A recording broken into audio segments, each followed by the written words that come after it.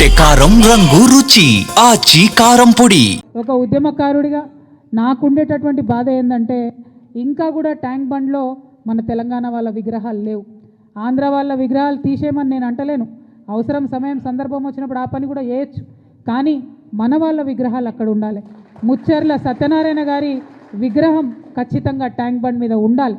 ఇటువంటి వారికి గౌరవం వచ్చినప్పుడే, ఇటువంటి వారికి గుర్తింపు వచ్చినప్పుడే రేపు పొద్దున జాగృతి యావరేజ్ ఏజ్ తీసుకుంటే 35 ఇయర్స్ కూడా ఉండదు. మా దగ్గర అంతా యంగ్స్టర్సే ఉంటారు ఎక్కువ.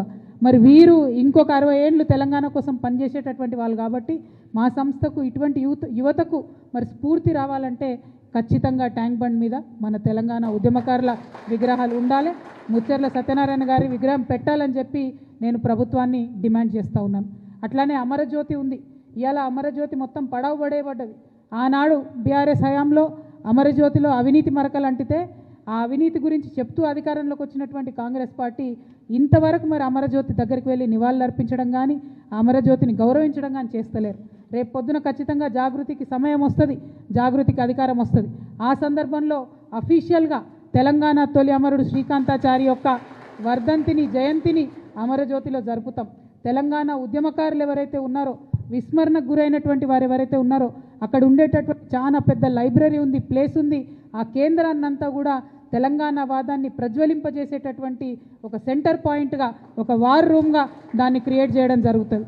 స్కూల్ పిల్లలుంటే, కాలేజ్ పిల్లలుంటే వాళ్ళని ఎక్స్కర్షన్ తీసుకొచ్చి మరి ఇగో ఇది త్యాగం, దీనివల్లనే మన రాష్ట్రం వచ్చిందని చెప్పి చిరస్థాయిగా ఆ ఉద్యమకారుల పేర్లు నిలిచిపోయేటట్టుగా కూడా అమరజ్యోతి దగ్గర మనం ప్రయత్నం చేస్తాం. ఇవాళ ముచ్చర్ల సత్యనారాయణ గారి జయంతి అంటే వారు ఏ బహుజనుల కోసం అయితే కొట్లాడిండో, ఏ సామాజిక తెలంగాణ రావాలని కొట్లాడిండో ఆ తొవ్వలో మనం నడవాల్సిన అవసరం ఉంది. ఇవాళ ఒక విషయం మీరు గమనించాలి, మనకు మున్సిపల్ ఎన్నికలు వచ్చినాయి.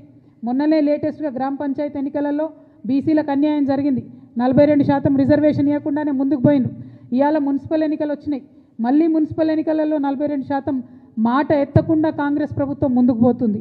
ఆ ముందుకు పోయేటటువంటి సందర్భంలోనే మరి బీసీలు ఎక్కడ తెలుసుకుంటారో, మరి సంస్థలు, చాలా సంస్థలు, వ్యక్తులు ఎక్కడైతే గలమెత్తుతారో అనేటటువంటి ఆలోచన రాగానే ఏం చేస్తారు, గుంపు మేస్త్రి గారు గుంటనక్క గారిని ట్యాపింగ్ కేసులో పిలుస్తారు.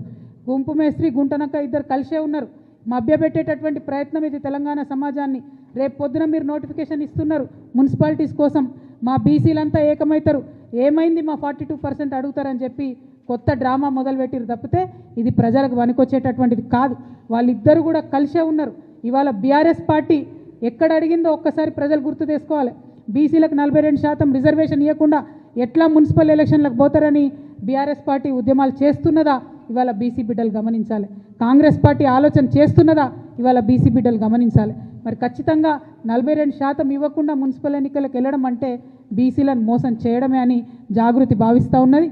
మరి సత్యనారాయణ గారి స్ఫూర్తితోని మేము మరొకసారి డిమాండ్ చేస్తూ ఉన్నాం, ఏం తొందర లేదు, ఎన్నికలకు ఏం ఇబ్బంది లేదు. ఎప్పుడైతే పొలిటికల్ పవర్ అనేటటువంటిది బడుగు బలహీన వర్గాలకు వస్తుందో, 85% పైచిలుకున్నారని చెప్పి రాహుల్ గాంధీ గారు చెప్తున్నటువంటి ఆ సమాజానికి వస్తుందో అప్పుడే తెలంగాణ బాగుపడుతుంది. కాబట్టి 42% రిజర్వేషన్ ఇవ్వాలి అని ఇప్పటికీ కూడా నేను ప్రభుత్వాన్ని డిమాండ్ చేస్తున్నా. ఆలస్యం కాలేదు, ఆ దిశగా ఆలోచన చేయాలి. ఒకవేళ ఇవ్వకుండా ప్రభుత్వం ముందుకు పోతే మాకు చాలామంది ఫోన్లు చేస్తున్నారు, జాగృతిగా మీరు మద్దతు ఇవ్వండి అని. మేము ఇంకా ఫుల్ ఫ్లెజ్డ్ పొలిటికల్ పార్టీ కాలేదు, ఎన్నికల్లో పోటీ చేసే పరిస్థితి లేదు. కాకపోతే ఎవరు ఎక్కడ నిలబడ్డా బీసీ, ఎస్సీ, ఎస్టీ, మైనారిటీ, ముఖ్యంగా మా ఆడబిడ్డలు, మా యువ మిత్రులు ఎక్కడ నిలబడ్డా వారు మా మద్దతు కోరితే తప్పకుండా జాగృతి తరఫున మద్దతు ఇస్తామని నేను ఈ సందర్భంగా తెలియజేస్తా ఉన్నాను.